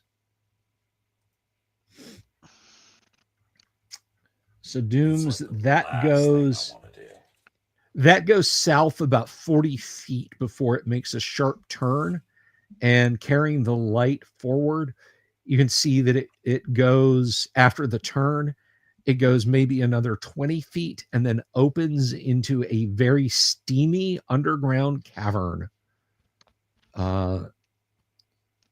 It is very hot. Inserted into this place. Yeah, I don't want to be inserted into this place. I've gathered enough information. I want to go back to the threshold and wait for the rest of the group. Keeping an eye out. Of course, if anything comes towards me, I'm just gonna squeeze between. I'm sorry, did someone have a question about the scroll and the scroll tube? Yeah, I was just looking in it. Yeah, it is a clerical scroll of cure disease. Okay. I take it the party's not going to mind if I just grab that. I do believe that should go to the cleric. I now have 2 of them, which I get XP for. Exactly. Dual wield cure diseases. You're not sick anymore. You're not sick anymore. You get a healthy character, and you get a healthy character. Exactly. So, to the northeast corner of this room, now that it's a little quiet, you can hear a whimpering and a scratching in the northeast corner of the room. Let me give you guys an idea there. I think tripod is going to be best, although my smiling face is in the way. Let me just move me. What's the...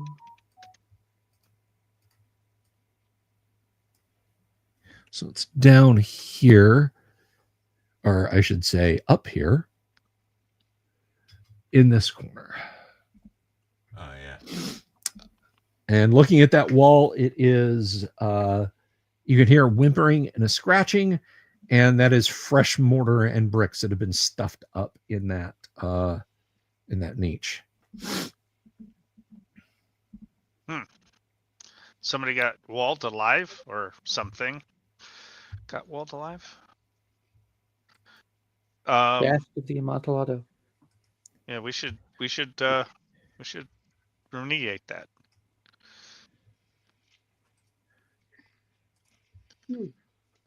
Well, I have a hammer. Here you go. Yeah, if you have a hammer, I will take the hammer to the wall. And first I'll try to communicate with the thing on the other side of the wall. Hello, are you back there? Common, undercommon, whatever I need to. No response. Yo! Does it still whimper or does it get quiet? It is still kind of the scratching and faint whimpering sound has continued. Okay. Well, I'm not a Lou Ferrigno type, but I'll ask the party to stand back, and I'm going to see if I can knock a brick out of the wall. One preferably not where I'm hearing the whimpering from. Okay. All in all, it's just... You're also... you also hear the faint jingle of bells, and that jingling sound becomes more frantic as you pull it out. The whimpering sound continues. Oh my God! It is the cask of the Amontillado. It's Fortunato's, whatever his name was. I don't know. I was thinking it came Montresor.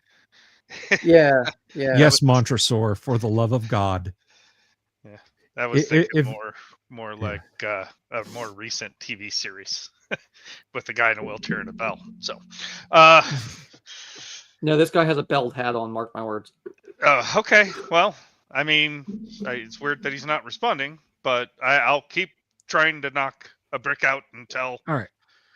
The mortar is fairly weak, so yeah, you're able to pull out enough bricks that the occupant is so happy to see you.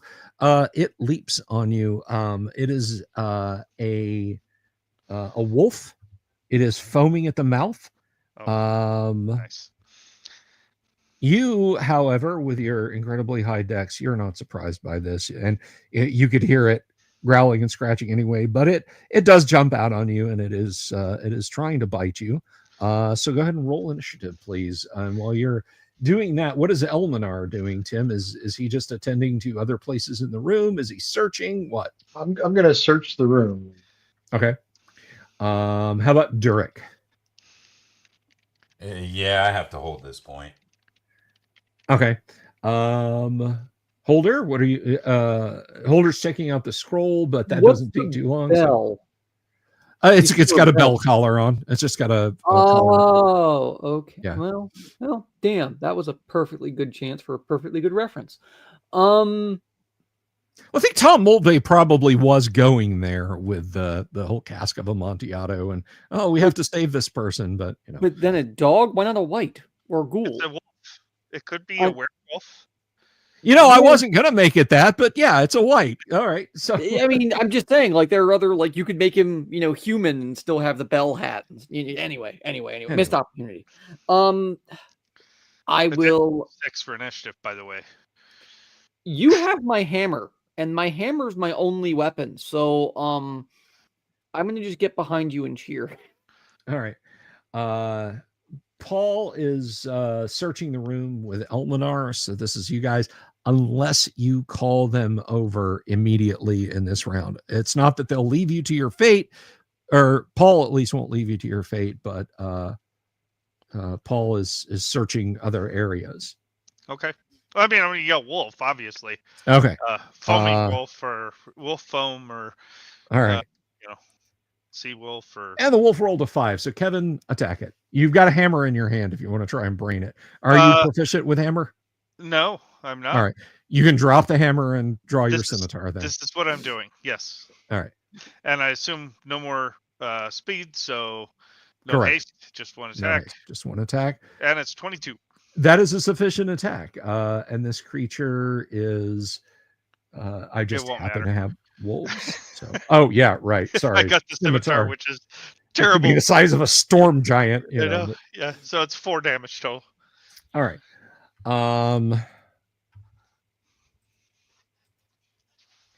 So that disease scroll is appropriately placed here, because again, I think this is a werewolf or a wolf. I mean, I can cast it, but doesn't it have to be both cure disease and remove curse? I believe it is. Yeah. It does not seem to be any kind of werewolf. It seems to be suffering. Just a mad wolf. Yeah. I mean, to be fair, if they locked you in a closet, how would you feel? It depends. Am I at a party or if I'm at a party being locked in a closet? Then... Well, who am I? Is it like the Weird Al song where it's locked in a closet with Vanna White? Because no, not unless Vanna White is a wolf with hydrophobia. So you take 5 points of damage. This thing savages you. Okay. What Weird Al song was that? It's called "Stuck in a Closet with Vanna White." You're not okay. Kevin, oh yeah, sorry. Give me a save versus poison, please. Okay, I get +2 on poison saves. All right, that's fine. Prairie upped, right, and then I got a +1 ring of protection and a +3 cloak of protection. So, all right, it shouldn't have too bad. The ring will, yes, the ring, the cloak, the parry up, they will all help. So just don't roll a 1. All right, let's see. No, you're not rolling 2. Natural 20. Yes. All right. So, okay. You rolled a natural 20 under save versus poison. The wolf has taken some damage. Paul, having heard the commotion, is running over there in this round to deal with it. Roll a d6 for me, Tim, please. I don't know why that song would get you in trouble either. It's more like a nightmare that he's having, actually. I rolled a 6. Okay. You are continuing to search the room. All right. New round. A6 for its initiative. Kevin, you wanna roll it? Yep. Let's try it. Ha! I lose. 4. It will try and bite you. It does not successfully hit you. Do something bad to it. Sucker. 16. That will hit. All right. +2 damage. It is 5 more points of damage. 5, and you had done 5 in the previous round? 6. 6. That's right. That's right. So it's taken 11 points. It's growling, it's snarling, it's yipping, its eyes are wild, it's lunging and trying to bite. Paul will attack it in this round. Kevin, are you going to retire, or are you going to continue to attack it? I'm going to attack it. All right. Let's roll initiative, and let's see. How about rolling for us there, TK, for party initiative? Which I think you guys. Oh wow! All right. Don't even. So this is simultaneous. It lunges to bite, and it misses you. So counterattacks, please. Paul misses it, trying not to stab you. I missed it. Yeah, and Paul just collides with it. It's calamity over in that corner. Can I shoot magic missile at it just to put it out of its misery at this point? Yeah. You can fire magic missile in the next round. Let's roll initiative again, and I think we're to That was Kevin. It's Durek or yes, Dooms. Roll initiative, please. We skipped what's his D&D, right? No, he did last. Oh, okay. I got a 3 on the purple die, and that's what I'll stick with in the previous. So it's initiative tie, and it lunges to bite entirely unsuccessfully. I'd say bite me, but I don't want to encourage Yeah. it. Paul actually connects with it with the various bonuses there. And wolves is this kind of wolf. No, he is normal sized. Wow, Paul does not kill it. The kill is to you. 16? That hits. All right. Oh, it's trying to do it again. It tried to do it again. It was trying to roll somebody else's dice. 10 points of damage. All right, you finish it off. The wolf drops to the floor. You feel a mild fever coming on and weak, but it is not rabies. I just want to point that out. Your save versus poison stopped you from getting rabies, but you are weak and you feel unwell just the same. I'll let the cleric know that I got bit by that foaming maw, and I don't know. I think I'm okay, but okay. Do you want to wait and see, or do you just want a preemptive shot in the ass? Well, if it was rabies, I'd want to not wait and see, because then I might be violent. But yeah, I don't know. If we have the free spell, fine. If not, well, also fine. Well, I mean, here's the other thing. Like tomorrow, yeah. Like if you can wait until tomorrow, I can just cast Cure Disease. Right. So that's the question. Like if the incubation period is not instant death, then I think we can wait till tomorrow. And if it gets worse, then we'll change our mind. Yeah. Right. Yeah. It's not as armor. A paladin. Durek can right. lay on hands and cure disease. So. Maybe that's correct. So, if you want me to cure disease, I can do that. I'm not certain. I cannot remember. I meant to notate it. I'm not certain if I have my lay on hands right now or not, so I'm going to assume not. But the cure disease I can do once a week or whatever. Yeah, let's do that then. Derek, if it's no problem. Just in case. It has nothing to do with me, brother. The power is all in Fultus's healing light. Derek, consider yourself healed. Derek, you do have Cure Disease from last time because you wanted to save it for instant speed healing that could not be interrupted, unlike my spells. Right. That is correct. That's what I remembered, but I wasn't 100% sure, so I erred on the side of caution. But I've used up my Cure Disease. My faith is such that you're cured, and at least in my mind. And then I'll notate this. Perfect. Excellent. I am down about half. Yeah, I'm now down 15 hit points. Ouch. But, that's life. I still have 22. Yeah. All right. I'm fine, and I've got that lay on hand, so. Yeah. Paul's still down about half, but Paul had a crap ton of hit points. So Paul is going to go back to searching the room. This did take most of our gas. Like, I'm entirely out of healing. So he's basically spending a few rounds searching. Is anyone else searching? I am searching. Of course. All right. Yeah. All right. Eventually, with your searching, you find, because we can sit here and roll. In this corner, you find a secret door. Yeah, I do have a 1 in 6 chance of finding secret doors, if that helps. Okay.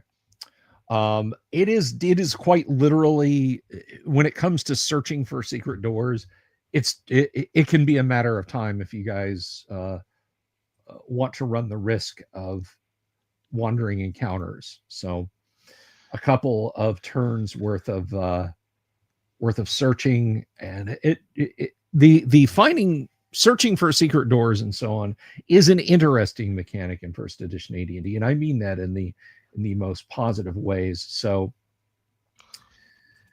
but yeah, I mean, a half an hour of searching is more than enough to cover this entire room and find a secret door in here.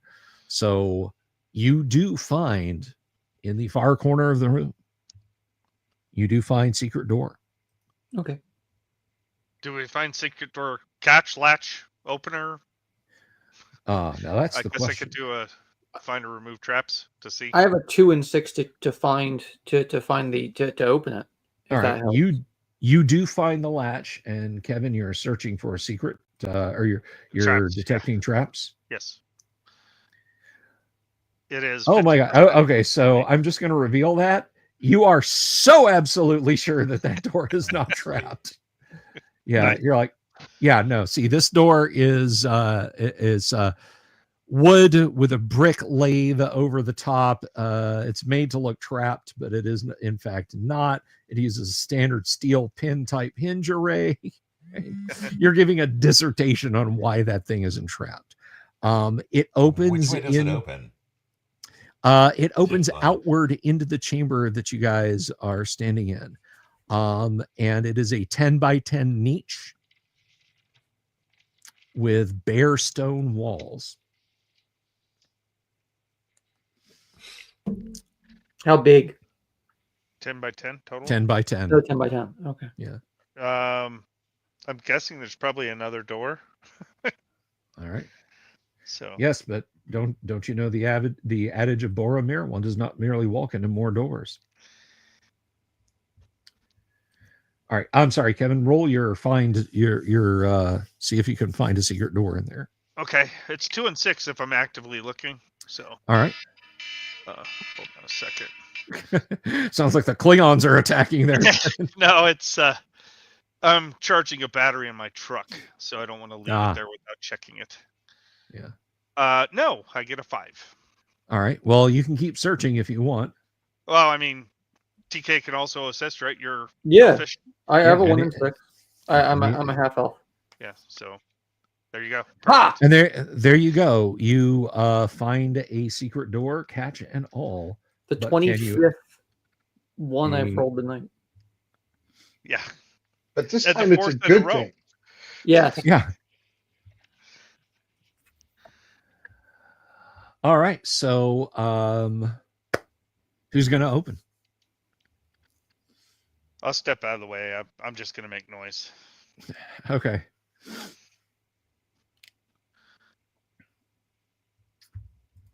All right. Paul will put his shoulder against a secret door, and with his strength, he's actually able to force it open. This room is lit by a ruddy glow, and the air is alive with the aroma of wild herbs and the pungent rot of decaying flesh. The room appears to be a storeroom or pantry, for there are crates, bookshelves, a table, and cabinet, all piled high with boxes, books, clay crocks, and canisters, flasks, and jars of herbs and other strange items. The red light seems to come from behind a table in the southwest corner. Over the top of the table, the head of a hobgoblin can be seen watching the party. He a live goblin, or is it just a beheaded goblin? You don't know.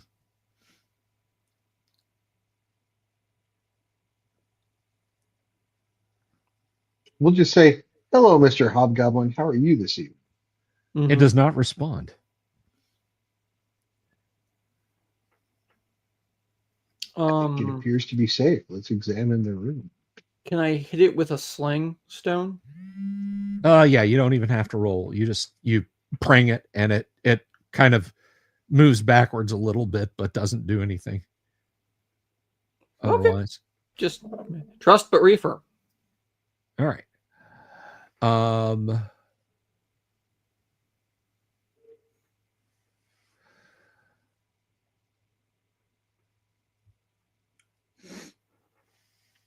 All right. So, oh my gosh, it is the top of the hour.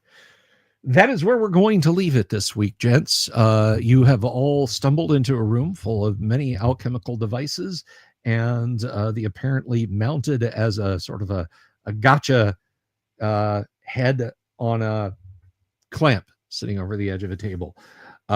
We will pick this up not next Monday, but the Monday thereafter. I am going on vacation next week, everyone, but I will be working hard at the GWOC, the Great Underground Online Gaming Convention. Doomsword is going to be running games. Kevin, do you think you're going to stop by and play in a game or two? I'm going to do my best. Yep. I don't know what my schedule is going to end up being. I understand completely. Tim, I hope you can make it. And of course, Thane Kyle's going to be there running some Mork Borg amongst other fun stuff. Yeah, I'm running one game tomorrow at 5 if anybody wants to join in Eastern Standard. Excellent. And I will throw that. I will throw the devil's horns up. I will throw the Discord link up real quick.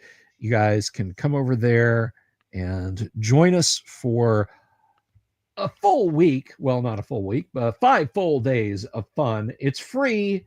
It's easy. You just got to join the Discord server and click on the game you want to join, and then click the green checkbox to say you're interested. So all of you guys get over there and come have some fun with us. Tim, I hope you can make it too and possibly run some tune for us. You can reach out to me if you want to do that, and I'll walk you through the strange and mysterious process of setting up your own game. Wish I could. I'm actually going to be out of town the rest of the week. So. I understand, sir. I understand. All right. So thank you, everyone, for being here. Thank you all for those of you that are going to participate in the GWOC. I will see all of my players around the convention and around the... You find people throughout the week at the convention. But, guys, just because it is no longer a major concern, do keep your eyes peeled for the owl bear. He's going on vacation, and you never know where you might bump into him. So big thanks to everybody for participating tonight. And before I forget, I want to thank everybody who supered tonight. I saw a few of you guys. The StreamYard's doing a weird thing, so I can't see your supers, but you know who you are, and I appreciate it. Namaste, my friends. I will see you guys at the con. Have a wonderful time, and if you're not going to be at the con, I will see you guys in a week and change. Be good to everybody. Love you all. Peace. Have you seen my owl bear?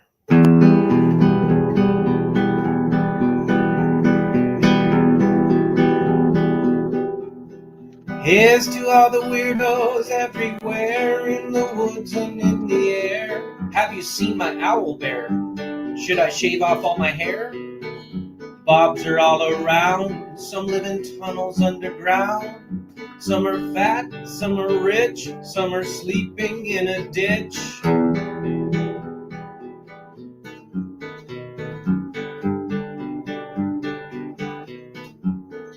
Can you ride a crooked horse without a saddle way off course?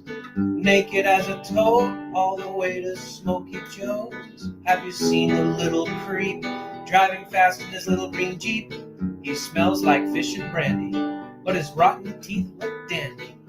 Take me to the show, I don't care if fast or slow. From action flicks to dancing dicks, just take me to the show.